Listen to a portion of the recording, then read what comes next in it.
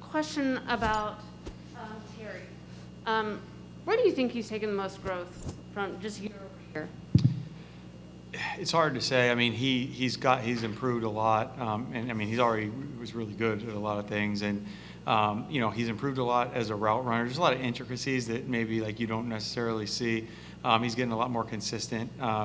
His contested catches, I think we talked about that last week. I mean, those have been outstanding, and it's hard to say whether he's improved on it or he's just had more opportunities to show it. Because I think he was pretty good at that in the past. I think his just overall physical strength has improved, and I think that shows up with a lot of the things I was talking about.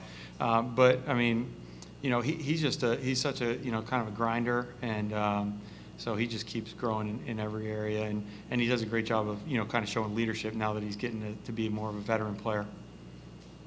Subjective question, but do you feel like he's generally underappreciated, underrated in the league, and if so, why? I don't know. I mean, when we play teams, like they don't underrate him. Like they're trying to stop him, and like he gets special attention from defenses. So I don't really pay attention to whatever the rankings or something like that. But I know that he produces, and the other defenses that we play, they got a lot of respect for him. Several things. I know that quarterbacks talk about how much they trust Logan, particularly in the red zone. But I wonder, when you lose a guy like that, even for a little bit, what are some of the things that you're looking for, to kind of make sure that you maintain that production? Yeah, I mean, it's really just like he did on Sunday. Ricky's got to step in and play, and Ricky's a good target, and he's a tough guy, and he can run. And it ain't too big for him at all. He's played before, and he did an outstanding job on Sunday of stepping in and making plays, and had a really nice run after catch, and did a nice job, in the blocking. And I expect the same from him. And he's got to step in, and that's part of being a backup player in this league. And it's twofold. When a guy gets hurt, like you got to step up, and that's your job to come in and produce. And it's also exciting for them because it's an opportunity to go and say, hey, maybe I should be playing a little bit more. So that's the opportunity that Ricky has, and I'm really excited for him because he's really been working hard through camp, and I think he's a good player, and he's ready for it. What stood out to you bringing in Ricky, and then did you expect maybe him to show this growth or had to have such a large role already? No, I mean, yeah. So we signed him. He was on the street and brought him in as a free agent, and he just kind of started making some plays where you start noticing him, and he truly worked his way into the role that he was in. I mean, we didn't sign him thinking, hey, this is a big free agent signing, he's going to be backup tight end, and I don't think anyone looked at it that way. But he worked his way into that spot, and we gave him opportunities. And I've said this before about other guys, like you do a nice job with the opportunity you have. The goal is more opportunities, and that's what happened with Ricky. And now he's got a really big opportunity coming up Sunday. Ron was talking about yesterday that with Antonio and JD, you guys will mix and match, like even though Antonio is the first and the second down back and JD's the third, that you guys will try and switch it up for tendencies purposes. I'm just wondering how you feel that that's going, and what do you like about both of them and their skill sets? I think they've both been doing great. They can both fill in for each other. Antonio's the one that sometimes if he's in back-to-back plays, or we don't have it, he needs a blow, and that's where, JD most of the time does that. JP's gone in there some, and done that. But, those guys they do a great job. They're kind of like brothers. I mean, they give each other a hard time, and they're really close. And JD's done a great job of really mentoring Antonio as a professional. But I think their roles have been perfect so far. I mean, not perfect, but they play well off each other. They've both been very productive, and I think that will continue as the season goes on. How does it help a play caller to have two backs that are similar in skill set because they're both former receivers turned running back? Yeah, I mean, I don't have to there's not really limitations with those guys, and sometimes at that position you'll get into some where there's some plays that you're not necessarily comfortable calling, and with those guys, there's some plays that I'd rather have one than the other, but nothing that you're like, oh man, I can't call this with those guys. So that makes it really easy. And yeah, it's funny that we talk about them being similar, and Antonio's basically 235 pounds, and it's a little bit different, but they do have some similar, skill sets. The way Taylor extends plays, how does that stretch you as an offensive coordinator? And, I'm sure you want to structure and draw up everything that happens, and then in that moment, he's kind of in control of the play at that point. Yeah, and that's how it really, it always is. And, when you got a guy like Taylor, you can call the game a little bit like more free, I guess you would say. And like, hey, if they cover it or, and it's not just because he can run, it's because he makes good decisions. And like, hey, you can maybe be a little more aggressive or not have to worry about, hey, this has got to be the perfect call, because you trust the guy that he's going to, he's going to make it right. You know what I mean? Or he's going to get you to 2nd and 10 if it's a 1st and 10 call. That would be the way, like the best way I could describe that. And I think Taylor's done a nice job. And, we sat in here and it was a little bit different mood last week. And we talked about him making a couple of mistakes. And, it's just walking that line, continue walking that line of being fearless and being reckless, and we'd rather have a guy like him that's going to push it than someone that's going to be afraid to pull the trigger. Nice. All-purpose question, but with RV not being here, I don't know if you knew Bubba Tyre at all or not before this week. So I worked for Bubba. I was I was carrying around ice, filling up coolers and pushing things around from back and forth in the training room and stocking tape and stuff like that. So I've known Bubba since I was 11, and I've seen him around. I saw him at the driving range at Lansdowne in the spring a couple times, and I told him he was like Michael Jordan coming out of retirement when I saw him today. So, no, it was good. It's good to have him around, and while the other stuff gets cleaned up.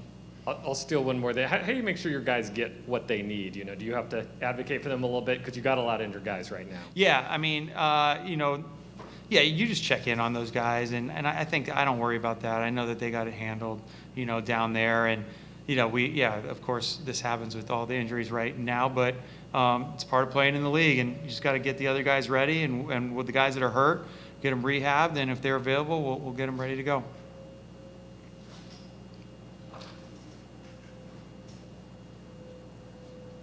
DeAndre had to go in there for you guys Sunday too, and if he goes in, if he has to play again this Sunday, where is he maybe developed as a receiver for you, even the short time here? Yeah, so DeAndre is a very serious, professional. He is prepared. He went in and made that play. I told him after the locker room, like, the kick return was great, but I was more excited about the big catch he had in that last 2-minute drive. And I don't know if he's ever run that route before, to be honest. And he definitely didn't do it this week in practice, but he knew. I mean, we lost, Diami and Cam, like, back to back, and and Curtis, we had him on a pitch count, and he exceeded that pitch count by quite a bit. And that we had the long drive right before that, and Curtis was, a little bit, tired, so we had to start it off with DeAndre, and he made a huge play that helped us win the game. And that's the kind of thing that I'm kind of talking about with all the backup players, but it's a good example of it because, he was ready to go. He knew what to do, and he made the play when the ball came his way. And he's got some good reps in practice. And, he's mostly a guy that plays inside, but he can play outside as well. And, he's quick and he's strong, and, we trust him to go make the plays. Is there an area, did you anticipate when you guys got him? He was primarily a returner.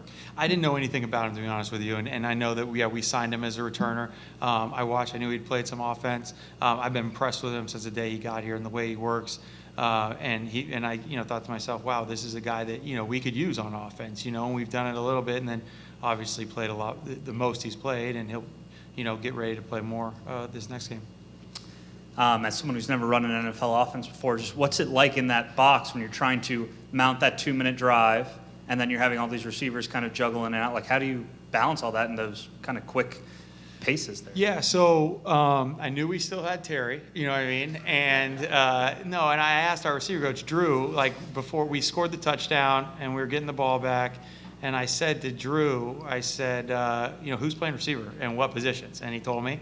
And I said, okay, all right, here we go. You know what I mean? And then we called. I said, they're good with everything? He said, yeah, of course. And I said, all right. And then I just called our 2-minute things, and they prepared. I mean, and you got to trust the guys that they're prepared to go do their jobs, because otherwise you don't have a chance anyway. So I did, and those guys stepped up and made the plays. And as for that Taylor to Terry throw, that second one, I mean, on TV it kind of looked like a prayer, just throwing it up. Yeah. But he's adamant that he liked the matchup one-on-one, was reading it a certain way. To you, I mean, what did you make of that throw? And is that kind of like a risky one, or does Terry kind of rewrite the rule book a little bit? It is a risky throw. If you watch like you guys, I know a lot of you guys watched all 22. So if you watch all 22 on that, we had a route set up to Terry, and he won. The guy fell down. You know what I mean? He beat him bad. I mean, it was a really nice route. And I didn't see that because I saw we had a protection issue. You know what I mean? So I saw that, and I saw Taylor scramble, and his timing was off, and I saw him throw the ball, and it wasn't a great reaction by me at the time. But then when I understand why he threw it. Now, what happened was he got hit as he was throwing it too, so now it leads to the ball even hanging out longer. If he would have got off clean, I think it wouldn't have even looked as bad as what it did, because the guy was getting up trying to scramble back to make a play. Obviously, it was they didn't throw a flag for PI, but I think that's just because Terry caught it. I think he looked like he's going to grab for his flag. But anyways, Terry makes a great play. It's at the heat of the moment, you know what I mean? It's hard to fault him for that. But that's kind of what I'm talking. You're walking the line right there for that. Two more? Scott, you've known Taylor for so long, but you've never seen him start 3 NFL games in a row and play effectively 3 3/4. What do you know about him now that you didn't a month ago? It's just confirming the stuff I already knew. You know what I mean? I mean, it's, I think I've said this before to you guys, but, he plays like he played when he played in preseason. He's better now. He's got more experience. He's been around the game longer. But, now when he was doing it before, it was against 2s and 3s later in games, and he wasn't ever doing it as a starter in real regular season games. And you don't ever know until you see it. But, he can play, and like I said, he's fearless, and the guys believe in him. And, he's a good decision maker. And like I said, I mean, so nothing has changed. You know what I mean? It's just kind of, to me, confirming what I already thought. Scott, if I may ask a quick follow-up to Pete's question, can you tell us what your reaction was when you saw it in real time? Yeah, I was like, what's he doing? I mean, like, why are you, because it was so late and he's moving around. It was, and then we caught it. And I said, all right, here we go. Is you guys are going to have Sammis Reyes, I believe, active for this, and you brought on Jace as well too. What can we expect from the tight end room on Sunday, if anything? Yeah, so it's going to be Ricky. Ricky will fill in like the Logan role, and then Bates will kind of fill in like what Ricky's role was when he was playing. When he playing however many snaps Ricky played a game before Logan got hurt, and then Sammis has got to get himself ready, and we could have some packages for him, and those guys, they're big special teams contributors too, and Ricky is, so that role's got to be filled by a similar body type. So Sammis will get ready to do that kind of stuff, but I mean that's it really. And we brought in Jason, but he just got here, so we'll get him ready to go and see if we can use him in the future, because it's going to be a couple weeks at least or whatever. I know you saw we put Logan on IR, so at least 3, so we got to get those guys up, get guys going and ready to play.